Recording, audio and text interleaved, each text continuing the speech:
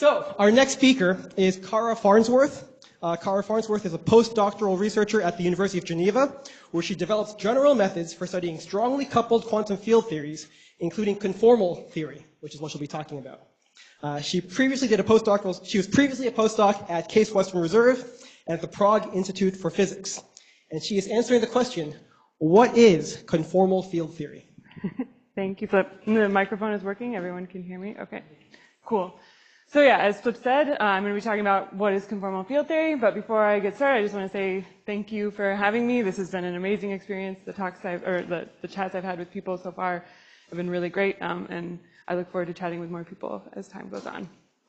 So, conformal field theory is sort of a niche subject, but I want to try and demonstrate that it actually is a very broad subject and applies in many different situations. But I don't expect you to have heard of conformal field theory at all, and I'll try to explain exactly what it is. But before I go into the details of that, I want to tell you how to think of conformal field theory.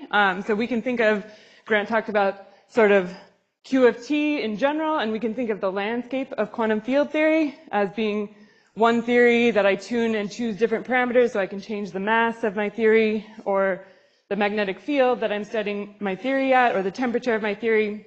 And I can think of all these different versions, changing the parameters as different positions in this landscape of quantum field theory. And CFTs, conformal field theories, are very special points in this landscape.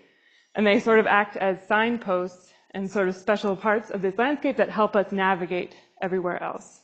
So they're very, very special quantum field theories that apply to many different situations. So that's within the context of quantum field theory. However, conformal field theory happens to be this beautiful mathematical structure that arises in a lot of different physical situations outside of quantum field theory in general. So these are actual, I'm going to tell you more details and show you, I don't know where the laser is, there it is. Show you more details about actually this conformal field theory shows up, even in lizard scale patterns. So it's really a beautiful mathematical structure that doesn't just apply to quantum field theory, but to physical systems in general. Okay, so just a little bit of an outline of what I'm going to be talking about today.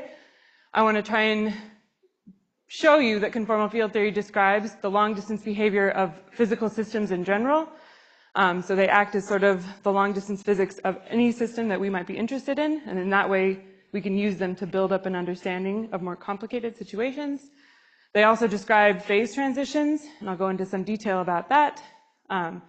I'll touch a little bit on how CFT can describe theories of quantum gravity, but I'll leave most of that for Rachel to talk about afterwards.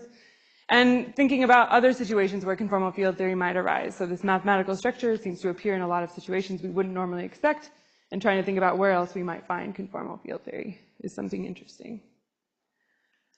Okay, so if I want to show you that long-distance behavior generically goes to a conformal field theory, first I'm going to talk about long-distance behavior of a general system.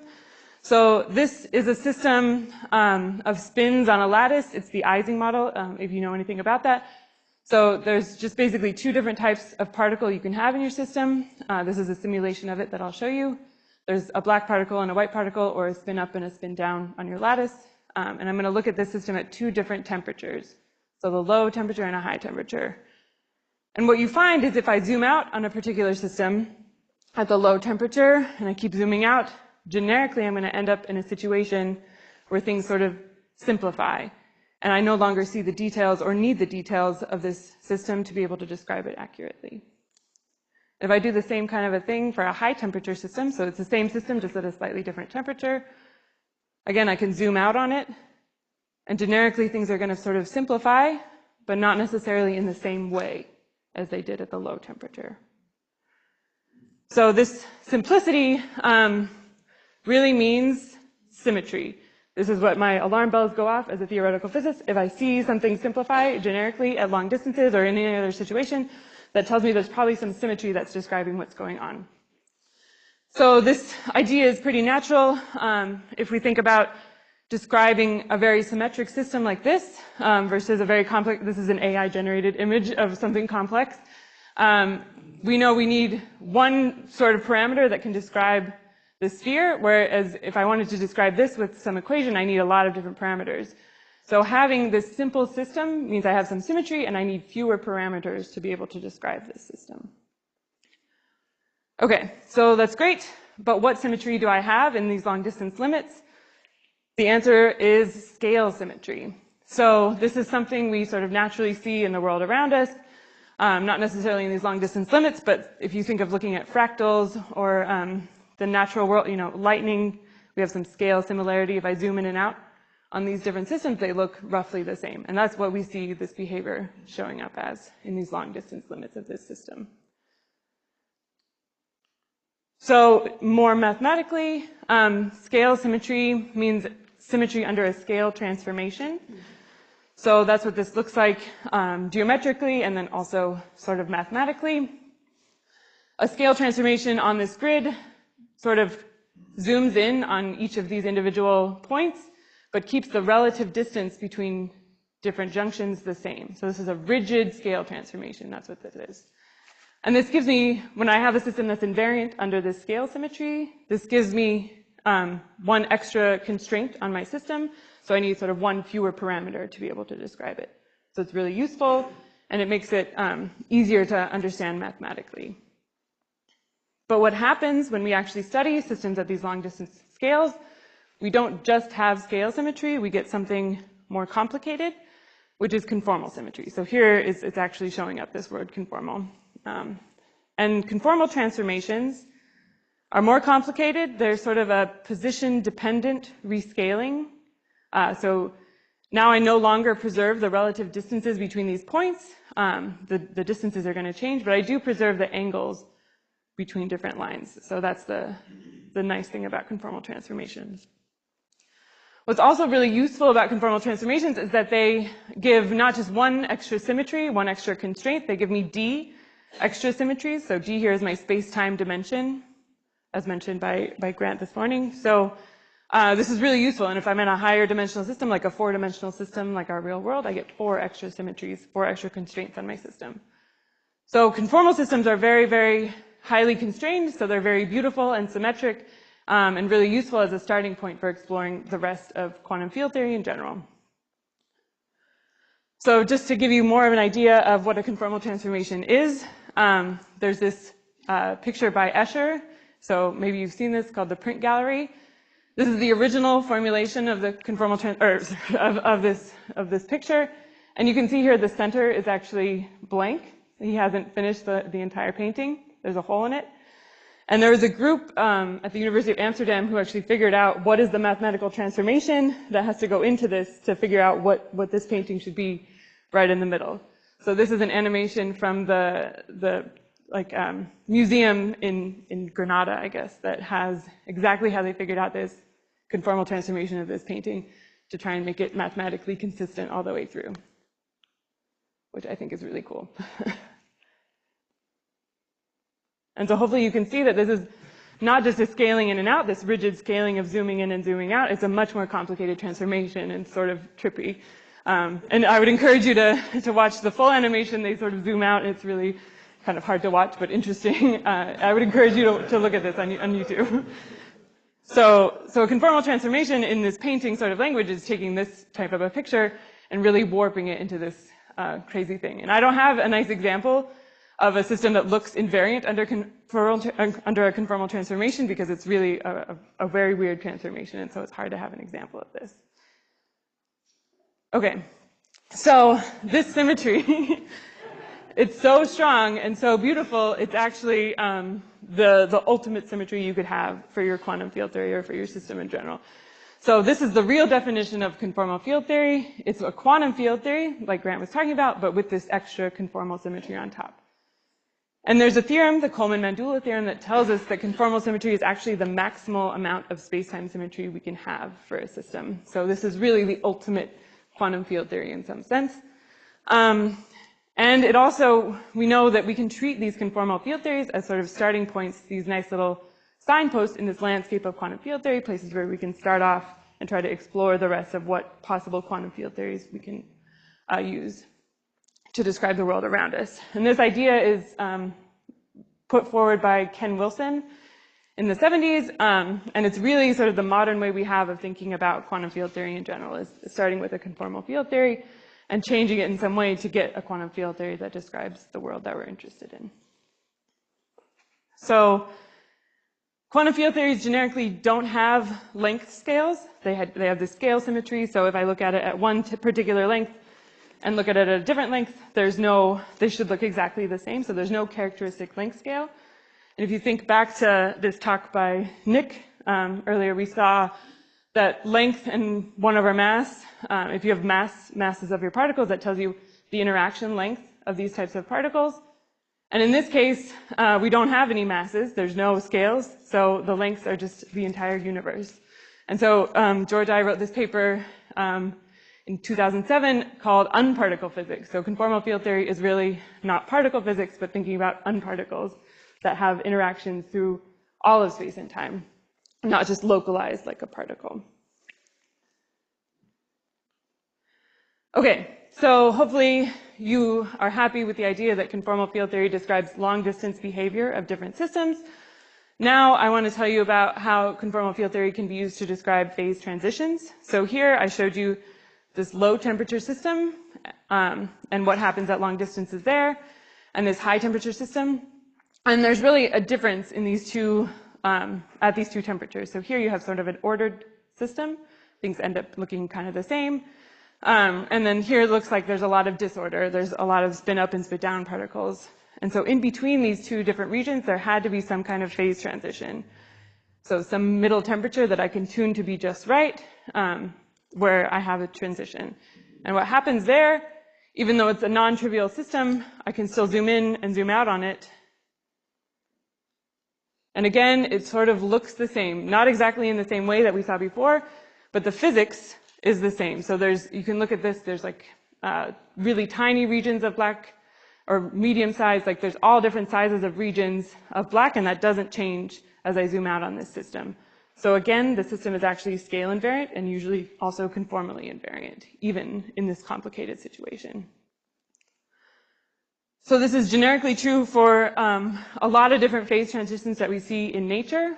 So for example, the critical point of water, so it's not our usual boiling water between liquid and gas phase.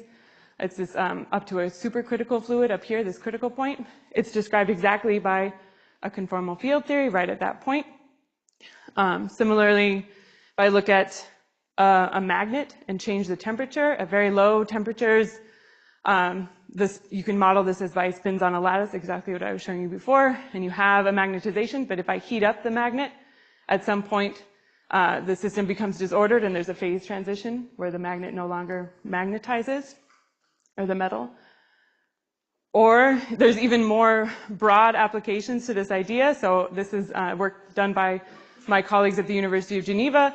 And it turns out as lizards age, their scales go through a phase transition between black scales and green scales. And then there's some phase transition right at some point that exactly corresponds to a conformal field theory, which is amazing. And I didn't know that this was a thing. Also, if you look at melting ice on top of the Arctic ice, so water ponds on top of Arctic ice, and people are using this to model climate change or as a way of understanding climate change, there is again a phase transition between these different regions of different size, and it looks very similar to the picture I showed before. So, oh, and another one, yeah, sorry, there's a lot of these examples. Even if you think of information transfer within a brain, also some people hypothesize that the brain is basically at a critical point at one of these phase transitions, exactly at a conformal point. So this is a phase transition between transmission not going very far, so something like a comatose patient, or the information traveling through the whole brain, so something like epilepsy, and there's like a critical point in between these two extremes that's described in a similar way by a conformal field theory. So this is great. Conformal field theory really describes all these different situations.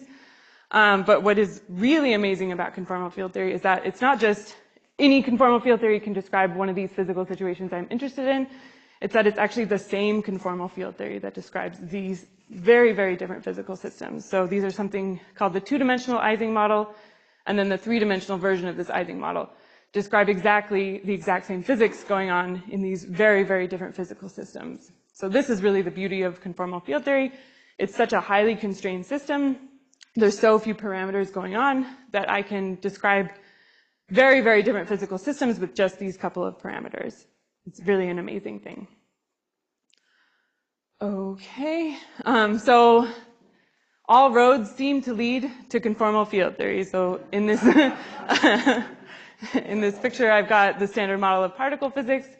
Dark matter, we saw this picture before, gravitational waves, the magnet, the brain, lizards, superconductivity, in some sense can all be described by conformal field theories and modifications of that. So it really is the starting point for exploring, I would say, our natural world in general.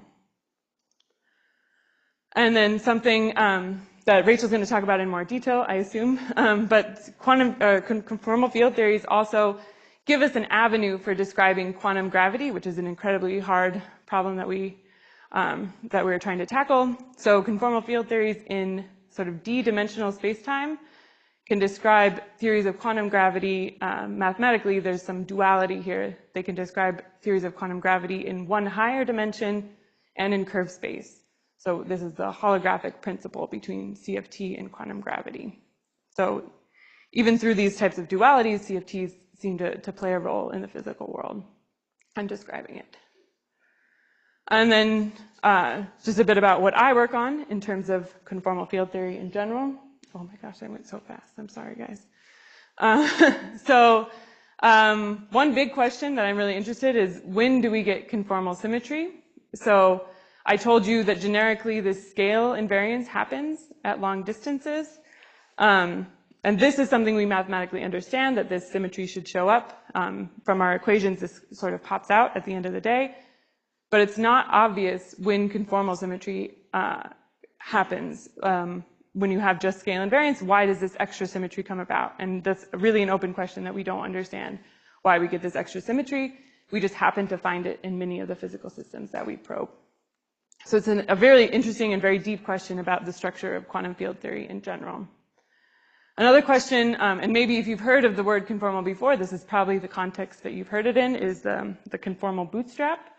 So once you have conformal symmetry in your system, what does that imply? What constraints can I put on my system once I know it's conformal?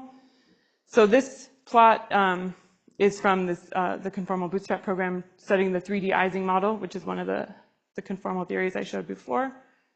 So if you measure, there's some parameter that describes these systems. So if you measure it in water, you get exactly this up to some error, and measure it in magnets, you get another consistent number. And then the bootstrap, just by inputting conformal symmetry from the beginning, gets this incredibly accurate number and prediction for the parameters of this Ising model.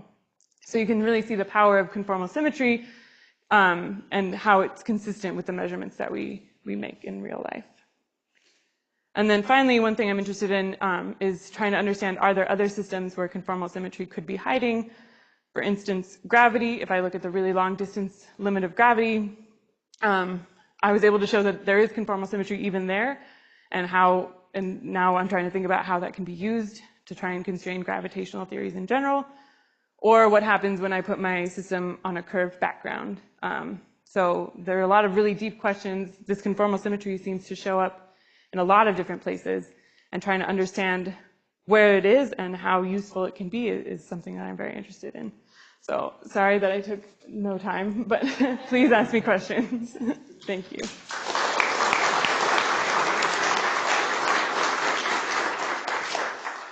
That just means we have plenty of time for questions. That's right, yeah. So any questions for Kara? Because I can kick it off. All right. Yeah.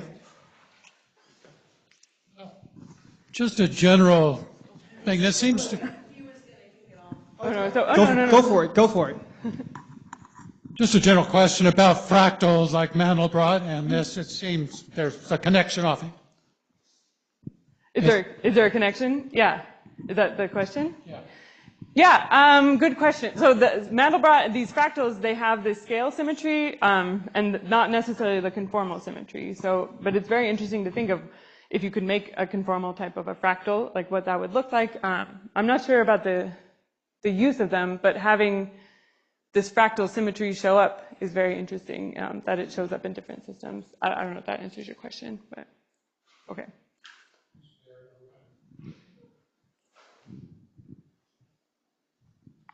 I was wondering if you could say more about that beta number.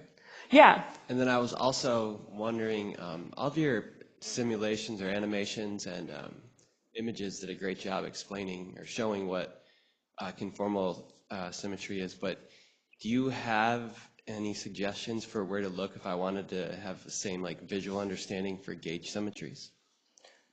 So gauge symmetry, I could argue, so for your second question, gauge symmetry is sort of a redundancy in our description, so I don't know if there's a good visual representation of that since it's not really a physical space-time symmetry in the same way that the conformal symmetry is. Yeah, that's a good question. Let me think about if there's a good visual way of seeing that, but it's not a space-time symmetry the way conformal and scale symmetry are, so there's not a nice like geometric picture that I can point to for that.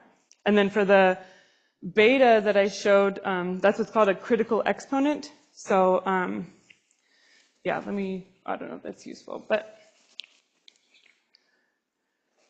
so if you look at how things approach this conformal point, I can look at, for instance, for the magnets, so the thing that tells me where I'm at a critical point is tuning the temperature to just the right value. So if I look at the difference between the temperature of my system and this critical temperature, it'll approach the critical point with some power, and that's what beta is. So this is just the exponent of how I approach the critical point. But it's some parameter of the conformal field theory, if that answers your question. Yeah. Can I chime in? Yes. That was exactly my question. Neither water nor magnets are quantum field theories. Water is also not a magnet, and magnets aren't water. Why are they described by the same theory? I mean, that's the beauty of conformal field theory. I would argue you could model water and you can model magnets with a conformal or with a quantum field theory. Like quantum field theory really seems to describe nature not just in particle physics but across theoretical physics in general. And the fact that they obey exactly the same laws is incredible. I agree with that. That's the beauty of conformal symmetry, and that it shows up and that we can actually predict this number just based on the symmetries is a really beautiful result of this conformal bootstrap program. I don't know if that answers. Okay.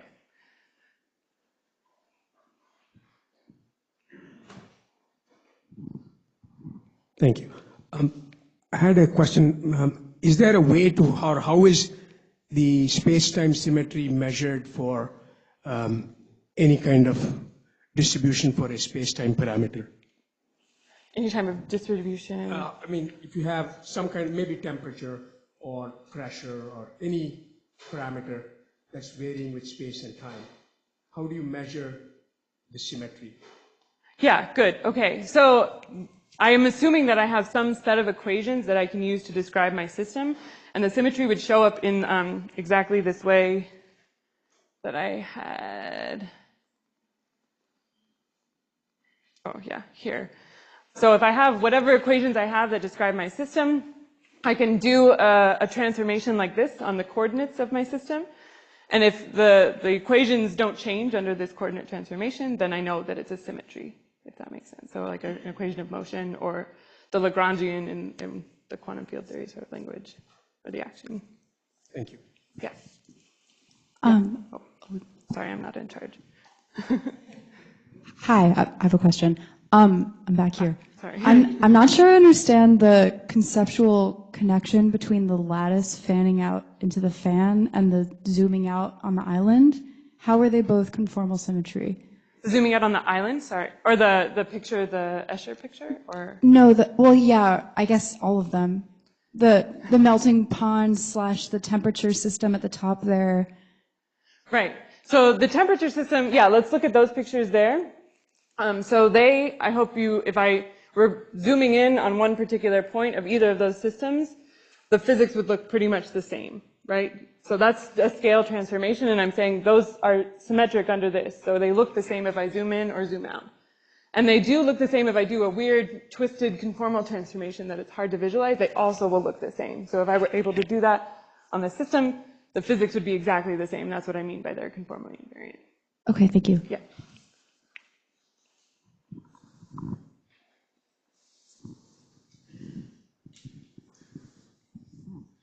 I don't know if there's any intuitive way to relay this, but I'm just wondering, are there some examples from particle physics with, particles that we have heard of that exhibit this, or ways in which they sometimes exhibit conformal field theories?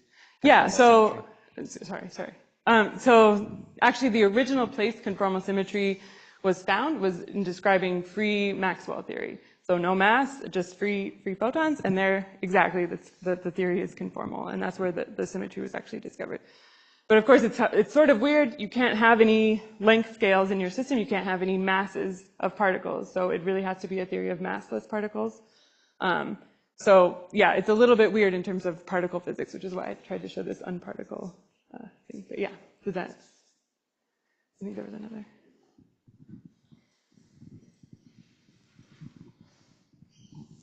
There's something called a anti-de Sitter space compared to this when you're describing. Is it easy to describe the differences? Yes. Sorry. So this is is anti-de Sitter. I didn't say that explicitly, but the quantum gravity theories that you get under this description live in anti-de Sitter space. So that's a theory of space-time, or with a constant negative cosmological constant. So, but there's a map between the symmetries of that type of space-time and the symmetries of conformal field theory, which maybe Rachel will talk about. I don't know. Yeah. Are there questions for Kara? A little bit. She'll talk about it.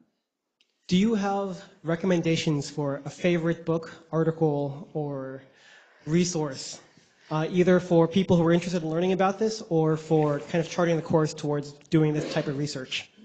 Let's see. So definitely preparing this talk, there were several quanta articles that I looked at. There's one about this brain and the critical brain hypothesis that I didn't know about before trying to prepare this talk. That was really interesting, and it talked about phase transition and the Ising model.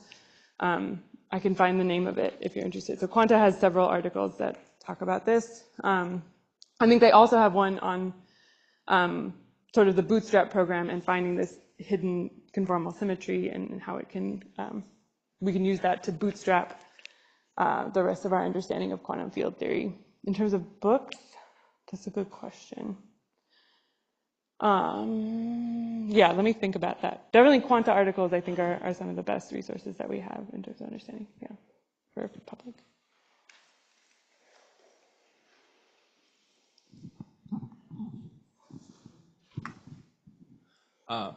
I'm still trying to wrap my head around the quantum field theory, but you mentioned that this CFT is a maximal symmetry of QFT.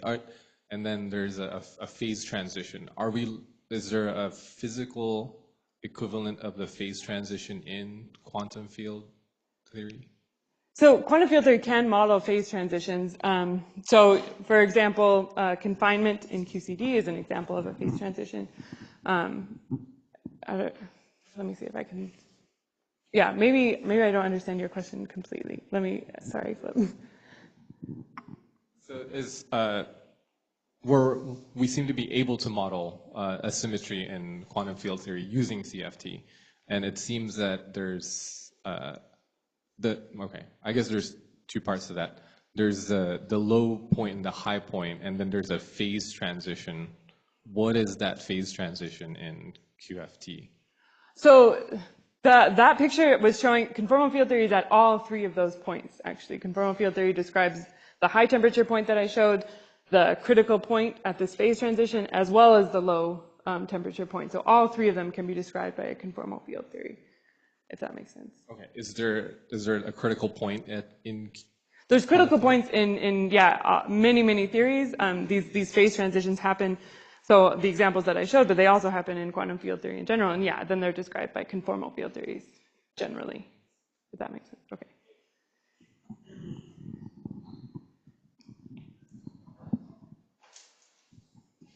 If I was trying to explain this to my students, I don't know that they could fully understand like the conformal field theory, but I'd be curious to tell them like, why does it matter that like a triple point has a conformal field theory? Like, what does it help us understand better or explain better? Yeah, that's a really good question. So in terms of this quantum field theory landscape, yeah, okay. So one amazing thing that this does, is that it can be used to describe strongly interacting dynamics. So the sort of amplitudes and like Feynman diagram expansion that we normally do in quantum field theory relies on things being perturbative. You have to be able to expand in some small number to be able to calculate things order by order in this expansion. And treating things as, so a general quantum field theory you can think of as starting at some simple conformal field theory and adding a perturbation to that. And that way of thinking about it from Ken Wilson allows us to probe even strongly coupled systems where you can't do this sort of systematic expansion. Things contribute to all loop order all at once, so it's really hard. But if you start with the right conformal field theory, this highly symmetric thing, you can actually probe these strongly coupled systems. I don't know if that helps with explaining it to students, but yeah.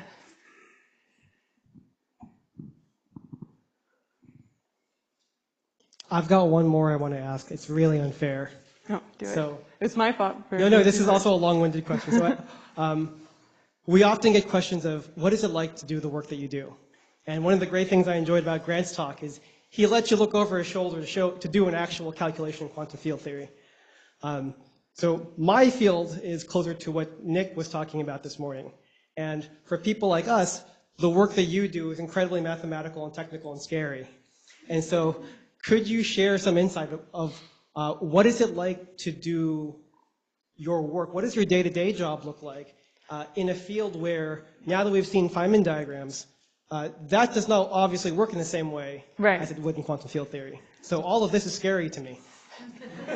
Don't be scared. No, it's fine. So yeah, there's still a lot of math, and a lot of the math that Grant was talking about, I do that on a day-to-day basis. But a lot of the stuff I do is actually sort of numerical simulations because I deal with strongly coupled systems in this way. We simulate things using Mathematica and other software so that we actually capture these strongly coupled dynamics because we don't have this nice perturbative expansion. Yeah. So computational physics for your students. Hi. This was a question I thought about asking Grant too, but I'll ask you. How do you know when you're done working on a particular problem and it's time to transition to another?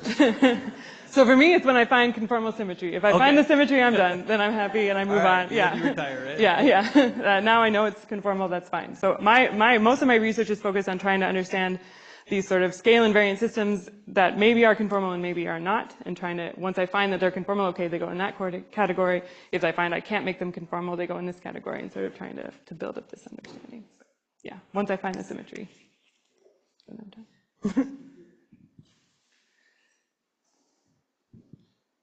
But I don't know if that probably doesn't answer what Grant does, so you can ask him. Any other questions for Kara in particular? All right, I don't know if this is a good question, but when I think of symmetry, I think of Emmy Noether, and I wonder if you could relate those symmetries to what you definitely. do. This is all using another procedure. Yeah, for sure. Okay. Yeah, exactly. So the way I would actually formulate the equations is to use another's formalism to try and generate the equations that tell me what the symmetry does to my system. Yeah, that's exactly. Can I ask you to unpack that for the rest of the audience? So something about Noether's theorem and how that fits in? Jesus, okay. Sorry.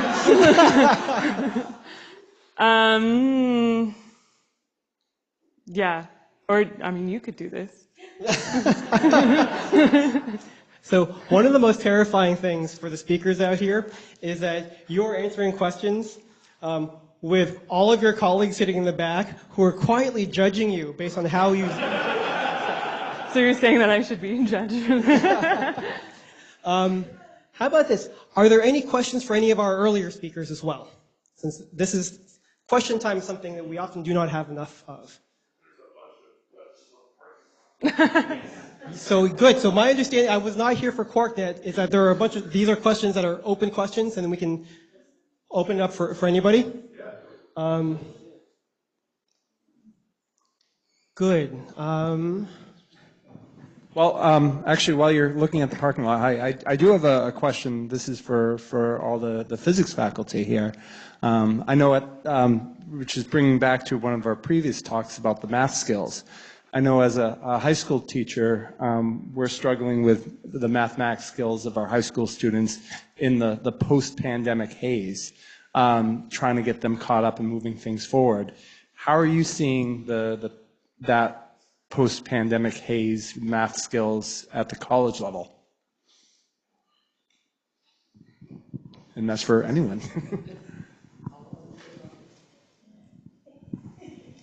Well, I think we probably see a similar thing. There's a wave, right, that comes through from y'all to us. And so there definitely is a fall off as well, right? I mean, there's been a sort of a knee in the spectrum of, math skills and so forth. Yeah. I don't know if you want to. Yeah, I'm not sure. The one thing I saw immediately was just a lack of coming to office hours. They were not used to seeing you in the same room even. And for us, I think that's pretty vital to get that, really one-on-one time with some of them. And they just weren't coming. They were so used to being remote or whatever. So that was really one thing that was really jumped out at me. That seems to be coming back now a little bit better, but that was certainly something I noticed immediately after. I don't know if anyone else wants to chime in on that. So I don't know if I can compare before and after, because I was a PhD student teaching before, and then I did postdocs and sort of decoupled from teaching, and then became a professor after the pandemic. So it's a long gap in between.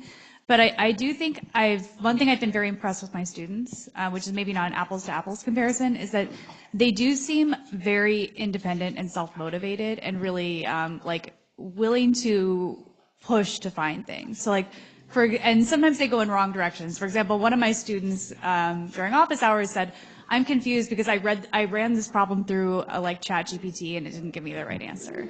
Yeah, and I was impressed that she had even considered trying to use that as a tool, because I use Mathematica to check my work, right? It's not so different than what I do every day, right? So you have to be able to incorporate tools into your work. ChatGPT is probably not going to be so great. It introduces sign errors, but I think learning to use the tools that are around and reach out is something that I didn't see before as a PhD student, and I'm seeing more now. So you can take that a negative or positive, but I feel like they're really, before they come to me, they've tried a lot more things, I found.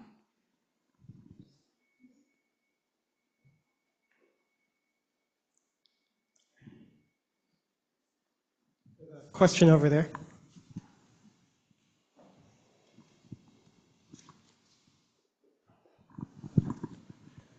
Just a quick question. I'm wondering, for students entering the higher levels, at the high school level, would it be appropriate to suggest to students to take coding, programming?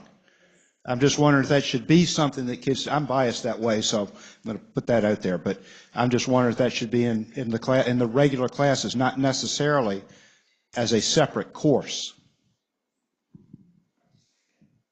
I think so, but I'm not.